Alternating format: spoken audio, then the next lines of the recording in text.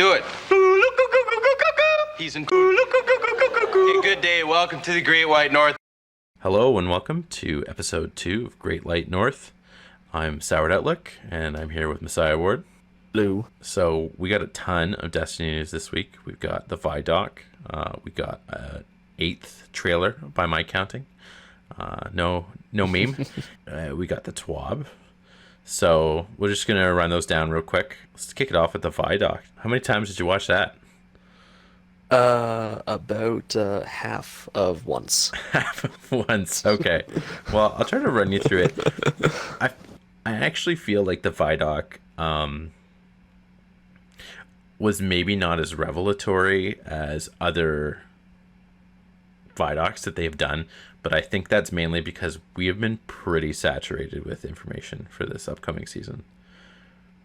You know, it's true. They've been hitting us with a lot so far, but at the same time, though, I mean, people are getting pretty hyped, and as it's getting closer to release, people are kind of expecting that next big, like, oh shit moment. So I guess every time that it doesn't happen, things seem like a little bit of a letdown. Yeah. So do you think like there was no oh shit moment in the ViDoc? I think there was a couple.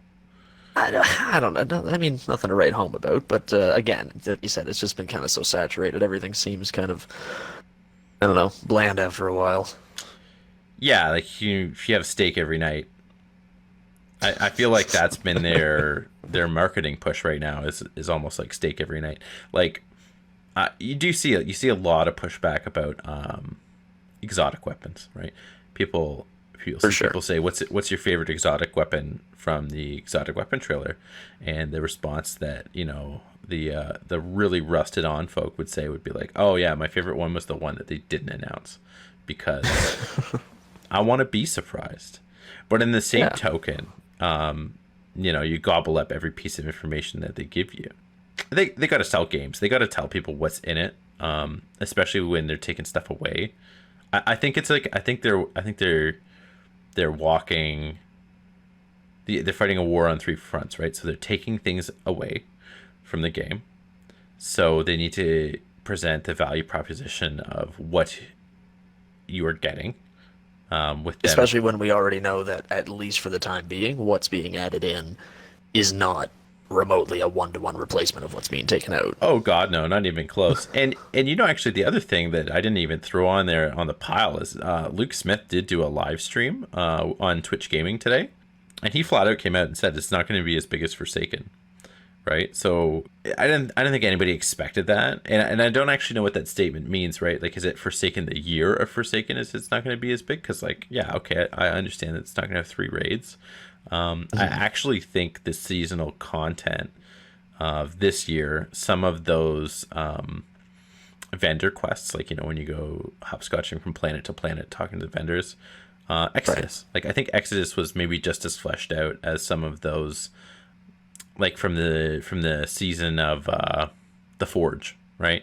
When we were doing that live, there was a lot of pushback, right? So you come off Forsaken and then you hop into Season of the Forge, and it's basically like a text-based adventure, right? And you're trying to read the bounties, and like I remember the frustration in the community of that, of like, you've got a fully voiced campaign with cutscenes, and then like, oh, we're coming into our first like new season format, and it's like, oh, you're just reading bounty text, like, to figure out what the hell is going on.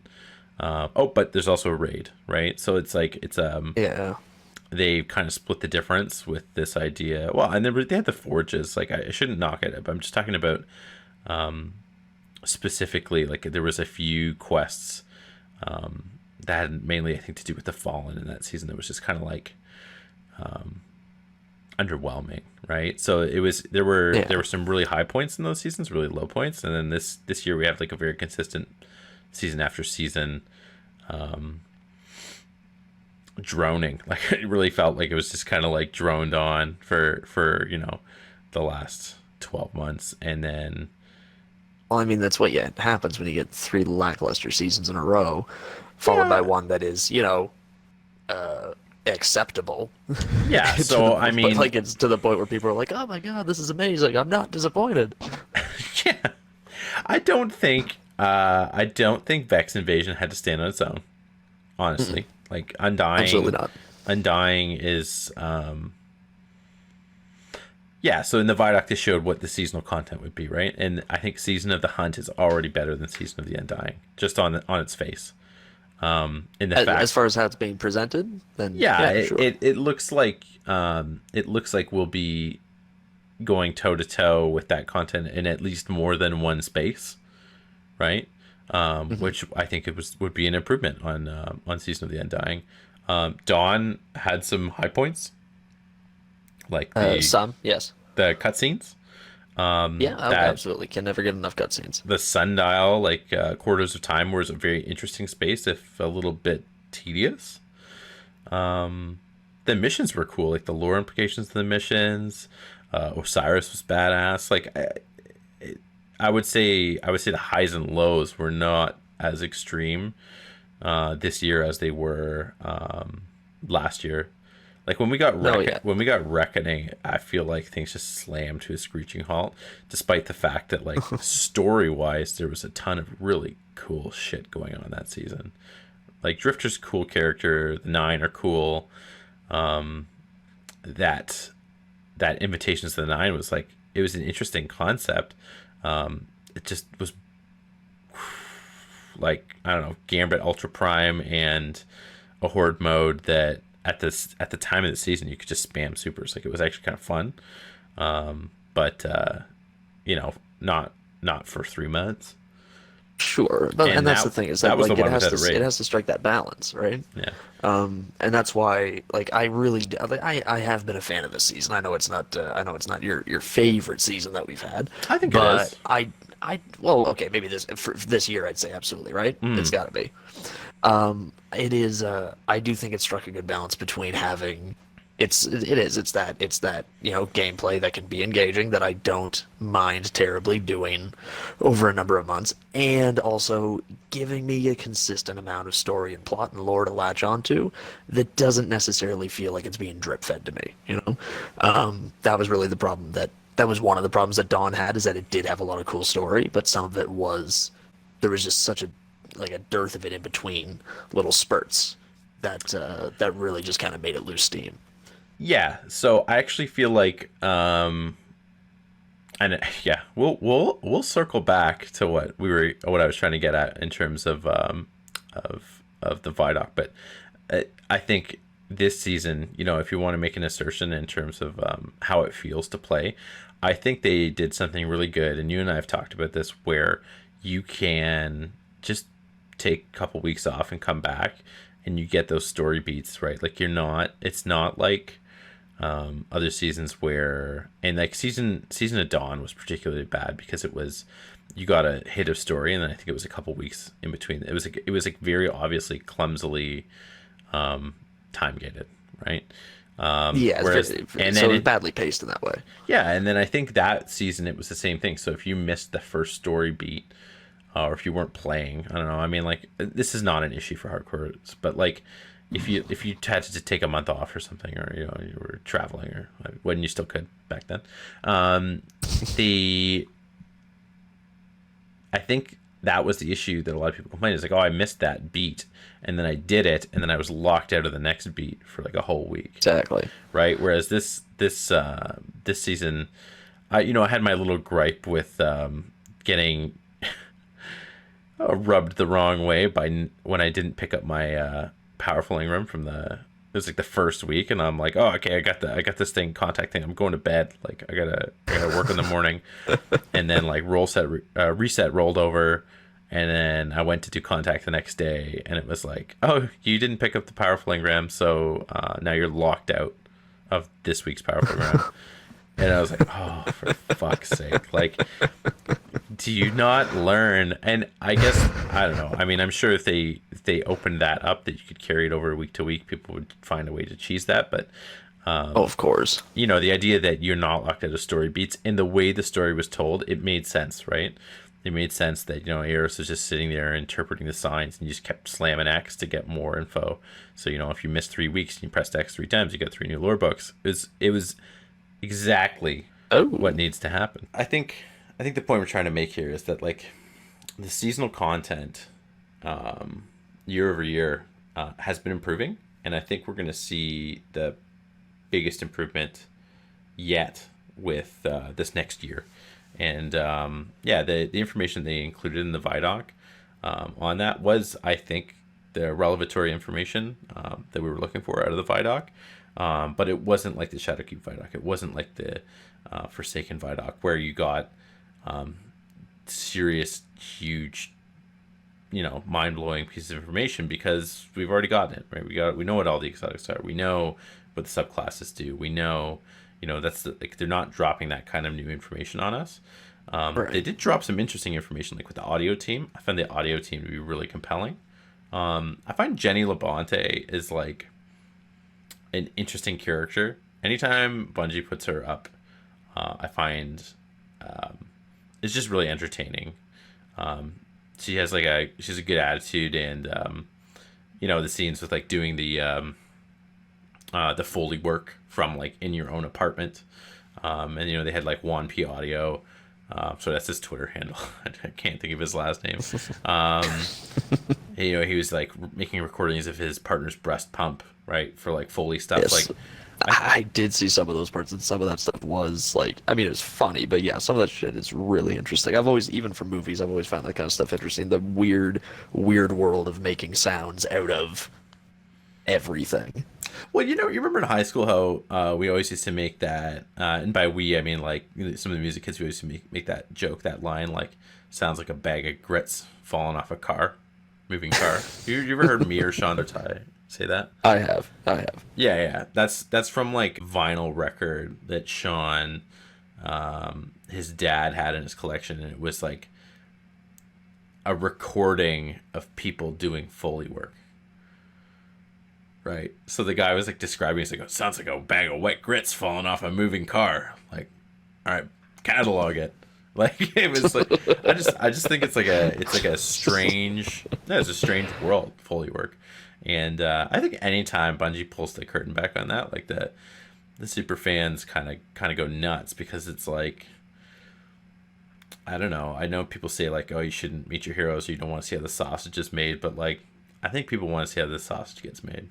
I don't think people want to sit and watch someone like try to debug code, or like do a code review, or like watch someone try to break a loading zone barrier over and over again for 100 hours. But like, definitely those sort of, I don't know, mystical or like mystified, by like normal people activities, I'm all over it.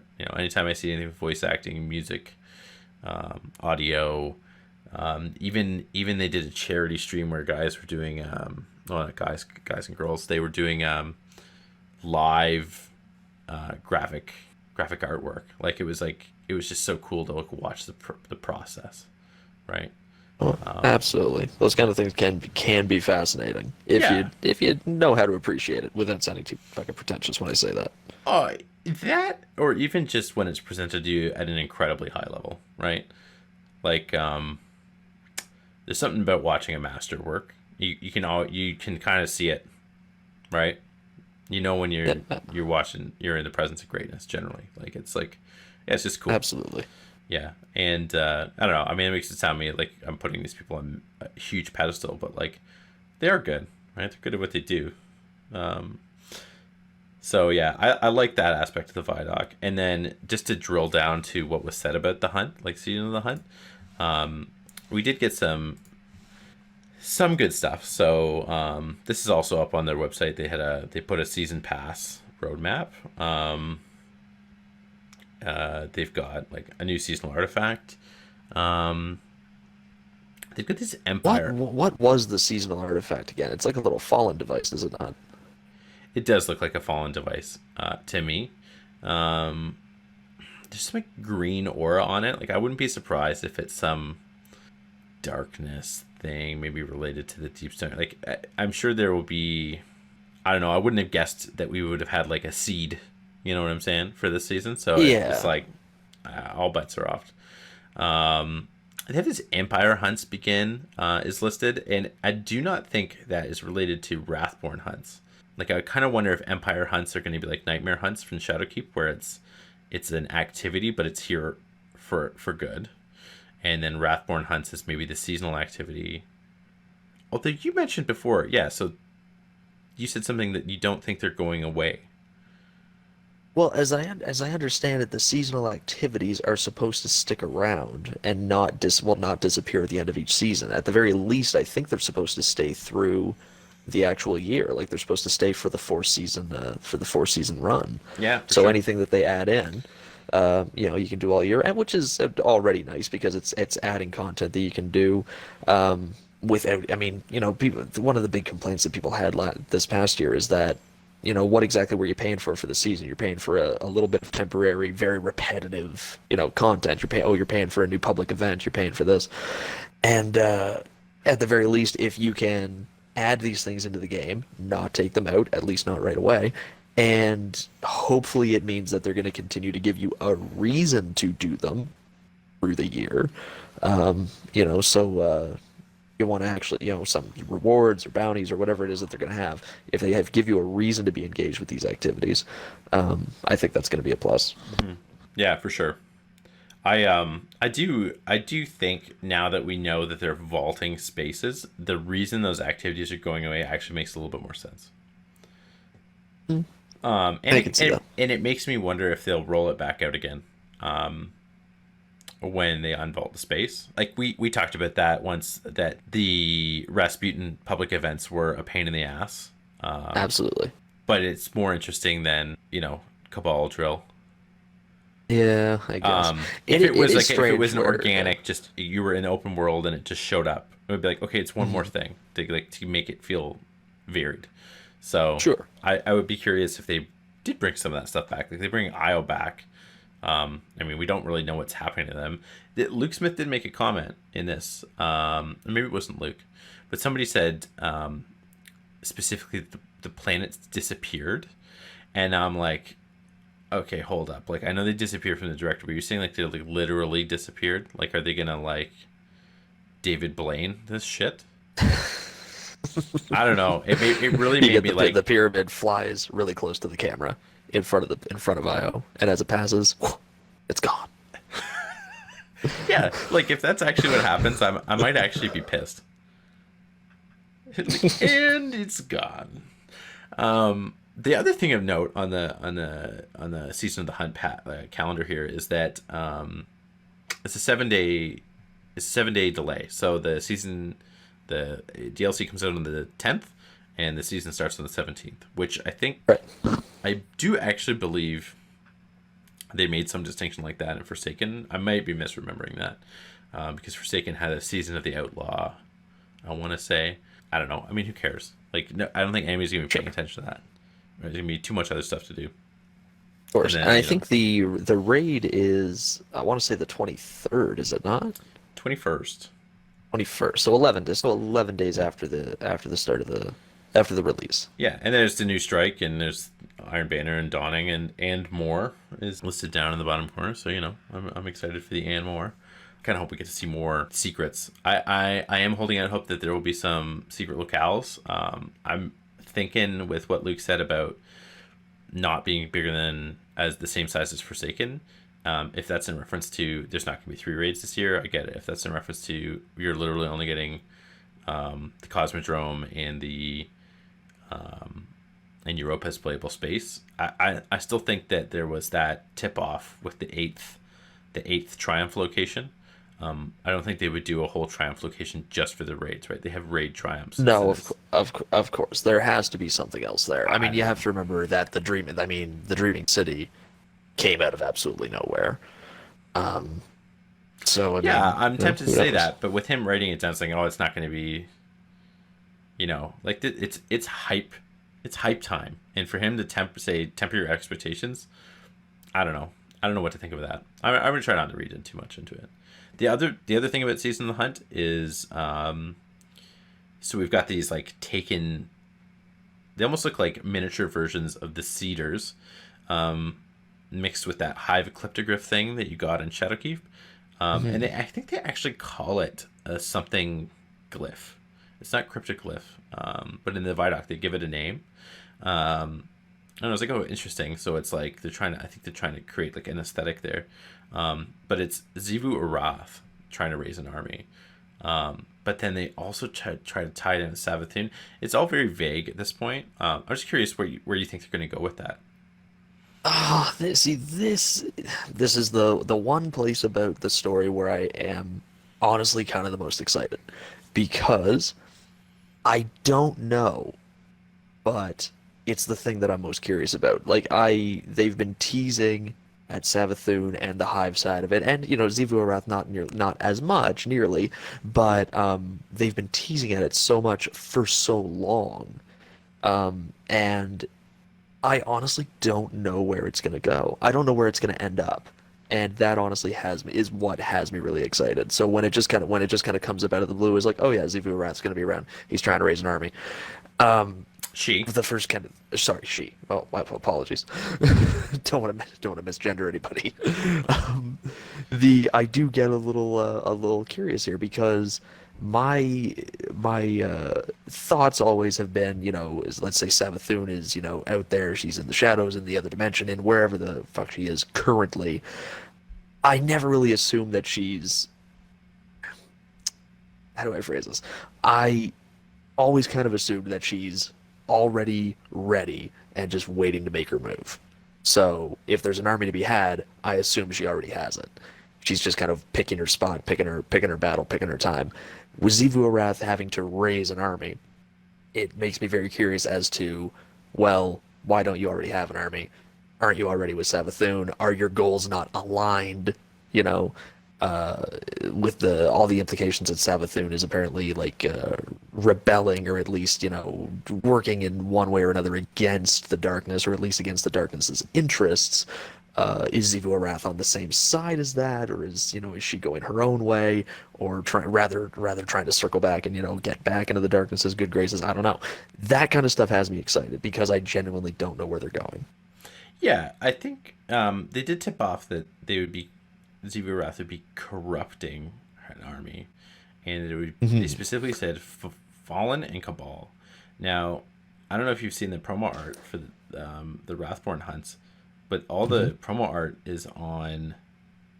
I mean, to me, I'm looking at it. To me, it looks like the Dreaming City, and yeah, like it has to be the Dreaming City, and so. There's no Cabal and Fallen in the Dreaming City. Not yet. Well, it would be an interesting shakeup for sure. Absolutely. If they did, like, if they did that to that space, I'd be kind of floored. And then there's this other weird lore implication thing. So I don't know if you caught it. I mean, you said you watched it one half time, so yes. Maybe you didn't catch it. But right at the beginning, very intently, the entire halftime. Yes. All halftime of it, I watched intently. So there's a shot of Zavala and Osiris, and on one side of them, and the other side of them are Cabal Centurion. Cabal, and not your fancy, everything in excess golden callus Cabal, but like Red Legion looking Cabal. Yeah, and they did talk about Caiatl in the ViDoc. Now, what I think is really interesting is Caiatl, her kind of, I think the last thing we heard from her is like the Red Legion will march again. I'm almost certain that's what the heir apparent lore card is. The most compelling explanation I've seen for this is that it is Osiris showing Zavala a vision of the past. Because they don't have Red Legion insignia on their breastplates. They don't have the white arc. Okay, but does that have to be the past, or could this be the future of ones who have left the Red Legion for whatever, or disbanded the Red Legion, or just are no longer identifying with the Red Legion for whatever reason? I just don't think. So that's the other question, right? Does Caiatl hate us more than she hates Xivu Arath, and that brings it right back to this thing like Caiatl's advisor and trainer Amunarath, right? It's this weird thing, like I don't know how would like Xivu Arath is a warrior, not a shapeshifter, right? Right. There's so many open questions. I think it's I think it's the most compelling thread that they've pulled on, because Xivu Wrath has like 5 lore cards. Like, it's like there's nothing. You know, we got snippets. Shadowkeep kind of like wet the palette of like, oh, so I'm doing something interesting with the Hive. The only other thing I want to throw out there about all these trailers we've gotten beyond Light in general is that, like, Destiny as a universe is quickly becoming the Baskin Robbins of Fallen. You've got like regular Fallen. In D1 you had like a Fallen that was trying to time travel. Then you had like Siva Fallen. We've had like Emo Fallen. We've had the Scorn. We've had, and then we're gonna get Icy Fallen, Taken Fallen. Like, just every variety you could hope for. They're in the game. This is true. So I just I think that's worth pointing out and quite interesting. It's funny. It came to me after last week when we were talking. We're like, oh, do you think they're all going to get ice powers? And I'm like, you know what? Like, if you plopped all the different Fallen variants down on a map and just let them duke it out, I don't know. The particle effects would be out of this world. Like, it's just like they all kind of have their own unique little flavors. So, yeah, they're going to town. They're throwing another one on the pile here with the Icy Fallen, and I'm here for it. That's right. We got a trailer. We got. I guess we're calling it the Dark Vanguard trailer. What do you think about that? I think that is very fitting. It looks, again, it's a very hype trailer. It doesn't show you a ton more than the last one.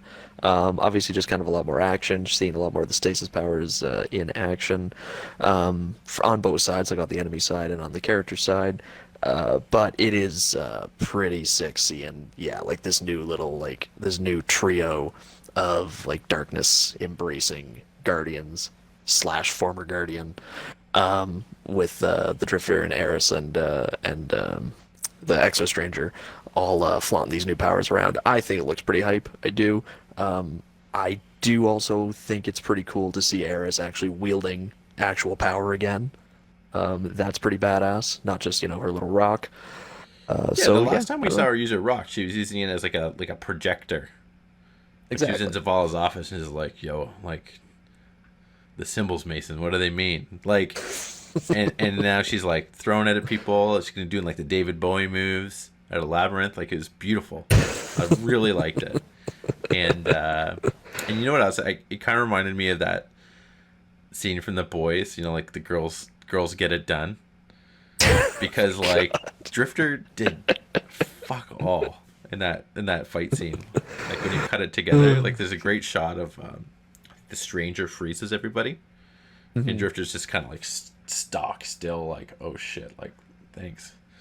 It's like, watch it again. It's really funny. It's a really good visual humor, and it just reminded me of them all like kicking store in front of the guy. I don't know, spoiler warning, whatever. It was like, it was cool. Like, it had a cool girl power element, and not in like, I can say intentional or not. I don't mean that in a patronizing way either. So, yeah. There's times where it's patronizing. There's times where it's not. If it comes kind of organically, I didn't even notice. I'd say it's good enough to not be patronizing. We got time traveler, survived the Hellmouth, shady guy you meet in the alley. Who do you think would win in a fight? Obviously, yeah, it's a no-brainer. Yeah. That trailer actually had me pretty hyped, despite the fact that I don't think I saw anything particularly new in it. No, I don't think anything at all. We heard a bit of new dialogue, and that was about it. Yeah. I did rack it up. I counted because somebody said, like, man, we gotten 4 trailers to this game, and I'm like, we got 8 trailers, 3 subclass teasers, 3 teasers before the trailers, 1 weapon teaser, and 2 reveal teasers, and a ViDoc. Like, we're just getting inundated with info, and see, in a couple minutes it'll be 11 days. So hype. We got a Twab today too. Twab is whatever. The economy changes were interesting. I think people are kind of upset about it. I don't think it affects me. Well, maybe not, but there's reason to be disappointed there. And the thing is that it's easy to always write it off like, oh well, so and so shouldn't complain because they've been stockpiling shit for years, or so and so shouldn't complain because they play too casually for it to make a dent into their economy anyway. But it's not really the point. Is the point is that like regardless of which player you're thinking of it affecting, any player who plays, the way they want to play, is gonna be getting less bang for their buck when it comes to some of this stuff, particularly the bright dust changes. Really do have me kind of a little bit peeved, if I'm being honest. Yeah, so you said you clued in on someone had done the math, and it was I don't know. Doing the math here, you are ending up with quite a lot less. So basically, during Shadowkeep, if you were the kind of person, I am not the kind of person who runs everything on three characters. I main on my one. I occasionally do shit on my other two, but that's about it. But if you're the kind of person who runs everything on three characters, every Bright Dust bounty, every week, three characters, you could earn yourself 46,000 Bright Dust just from bounties, and then you earned 2,700 Bright Dust from the season pass.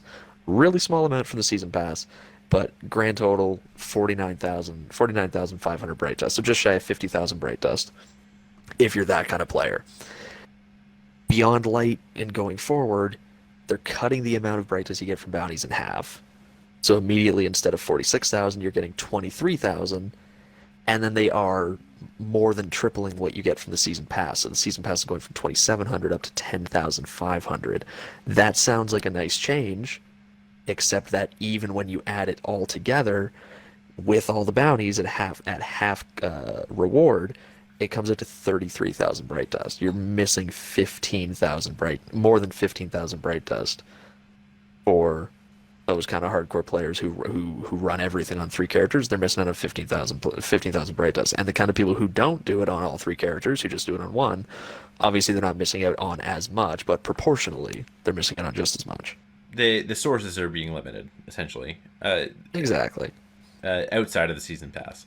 I okay. I've never been a battle pass player. I don't like the idea of monetizing my spare time and then selling it back to me for $10 every 3 months. Like that's what, as soon as I see a battle pass, that's where my mind goes. Of course. Time's a precious resource. Like, I don't know, call me old, whatever. What I would rather see done is the way that it's currently done, right? Like if I need bright test, I can just go get it, as opposed to, I think people look at that as a value proposition when there's more bright dust on the season pass. But when I see cool shit at 100, I'm like, I don't know. We talked about this. I'm not gonna hit 100 because I haven't picked up any bounties all season, Yeah. right? I've literally just played the seasonal content, and that's it. And you could say, well, you didn't finish the season pass, you didn't play all the seasonal content, but like it's not content to me, and I had a lot better things to do over the last 5 months, and that's a me Of course, problem. of course. But like, But you're right. It's not content. It is strictly it's incentive. It's just meant to be incentive, and I get that. People can crucify me all they want for saying the word, but like Fortnite, that battle pass works, but that's a free game. You know, it's a free game, and then if you want to pay your $10 for your battle pass to get all of your cosmetic incentives, great, more power to you.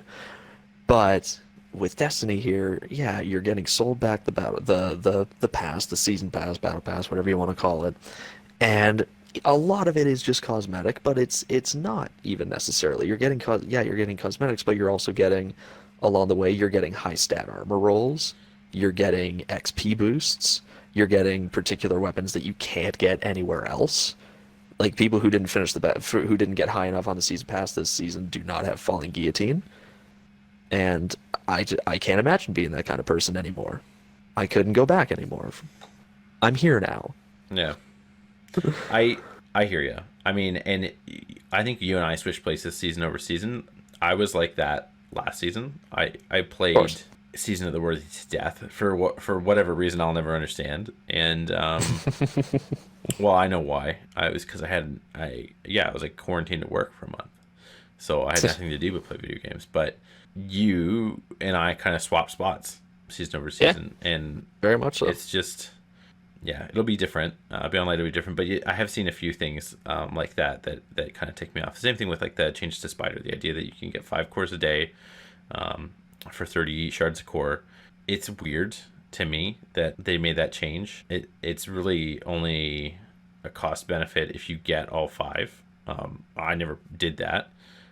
No, absolutely. And yeah, I don't know. It's just an odd way to do it. And then with the prism not being a savings in shards was weird. Yeah, It should have at least even been just even, right? So that you didn't have to convert it. Like, oh, let me just buy it.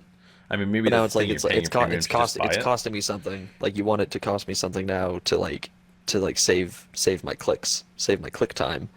And like, it's just I just don't get it. Oh god, it sounds awful when you put it that way. Exactly. Yeah. There are certain things where it just seems like Bungie does have a tendency to tweak. There's certain things that aren't broken and don't need to be fixed. Yeah. But they have a tendency to tweak, and when they tweak, they very, very rarely tweak in the right direction. Sometimes they do. I wouldn't say very rarely, but okay. I would also not say. I would say it's 50-50. I think it's like it's the box of chocolates sometimes with the tweaks where you're like, oh, that makes sense. Oh, that's weird. Oh, I didn't even think of that. Or like, oh, that came out of left field. Same thing with like even just the bounty fatigue thing, right? So they actually reference this in the Twab that they said they were going to tackle the problem of bounty fatigue, and you'll see more of that in season 13. So like bounties are still going to be a thing in Beyond Light, and we know that. They said they tried to de-emphasize it a little bit, but I don't know. For me, the D1 bounty system has always made more sense, but in the same token, I think that was like a huge core gameplay loop, and people were just sick of it. But like, I don't know. It was whatever. Yeah, that's really all. That's really all there is in the TWAB that I think is. I mean, they talk about Spider and materials and what's going away, and they talk about sparrows. But it really, for me, there's they've made some economy changes that I think are a little. I listen to this Australian podcast, and I would say, it's a little how's your father? It's just it's not turning my crank. So yes, I think that's it for the TWAB for me. Do you have anything you want to note as we wrap this up this week? You know what? I don't have anything hilarious, no. But if there's something that is something new that I saw this week, at least, I did watch the new Borat movie, which was fucking stupendous. It was hilarious. The girl playing his daughter was amazing. That seems like the most compelling reason to watch it. Actually, is for the actress that plays his daughter. Seems to have really nailed it. From what I can tell. She did. She kept up with a guy who's kind of a master of the art, and that was just great to see, and it made it into an oddly heartfelt movie at times, and you met some people along the way that were like just terrific people. There's that woman, the babysitter that he leaves the daughter with for a while, is just like the sweetest woman you could ever hope to meet. And it was a very different experience from the first one, but just absolutely fantastic. Yeah, I think Borat, at least the first one, suffered from the issue that his best work was always his show. It was like Tenacious D, right? The best work was always the show. Sure. And do you feel like that happened with this movie? Or do you think he's transcended the show? I do. I think that this movie really kind of smashed my expectations. It really did. Okay. Well, we're gonna try to do something scary tomorrow, as we lead into Halloween. But maybe right after Halloween, we'll get caught up with Borat. Because I used to love Sacha Baron Cohen's work. Oh yeah, I mean the Ali G show and everything. I mean Madagascar. Jesus. Anyways, I've got something for you. Please. Okay. Did you see the one with the house? Yes. Oh my god. I went through it. Yeah, tell me about your impressions. So, first of all, I noticed a wee bit of a mess Like it could have been tidied before. It could have been tidied beforehand, before setting up this tour. Yeah, just in the first frame, right? Exactly. But I went through the entire house. I think pretty fucking thoroughly, and yeah, there's a few odds and ends that were missing. Things that I expected to find, certain things I did not expect to find. I thought for sure that I would find like a readily accessible bathtub and shower. I didn't think that I'd find a urinal next to the bathroom sink. But I mean, some people have bidets attached to their toilets. Maybe a urinal's not that strange. I don't think you can put having a toilet and then a 3/4 size toilet 2 feet to the left in the same category as a bidet. That's just my 2 cents. Okay, then maybe, I mean, honestly, maybe this house isn't for you. Maybe you guys should just keep looking. I think we're all sort of caught up in like a weird misunderstanding about this house, which is that it was clearly a business, like a different kind of business. Yeah. And now, when you say different, I think that this house is older than the 100 million foreign DVDs that are stored in it. Like I think it was built for one purpose and has since been repurposed, and then now we're kind of seeing its final form. Do we have theories on this original purpose? I got a vibe at one point that maybe it was a mortuary or like a funerary. Right, like looks like a house from the road, but then you're asking me the wrong question here. Like you're really zeroing in on the most mundane aspect of the house. Okay, please, by all means, tell me the right question. When you stand in the light of the full moon between the stacks and stacks of foreign films, what eldritch god are you trying to summon in this house? Because it's so perfectly arrayed. It actually looks like someone's like set dressed this for a Saw movie. Yeah, I can see that. It's like even something a little more sinister, a little more supernatural. This would be a house that like a John Constantine or a Dresden would stumble upon in the course of his investigations. Yeah, like where he kills the unnamed bad guys. And you walk out and you're like, "Fuck, that was weird." Okay, back to the main plot. I do love that the bathtub. You found the bathtub, right? That was yes. where I was introduced to this. It was people were doing blue lick bathtub any percents. They're trying to speed run their way from the front door to the bathtub.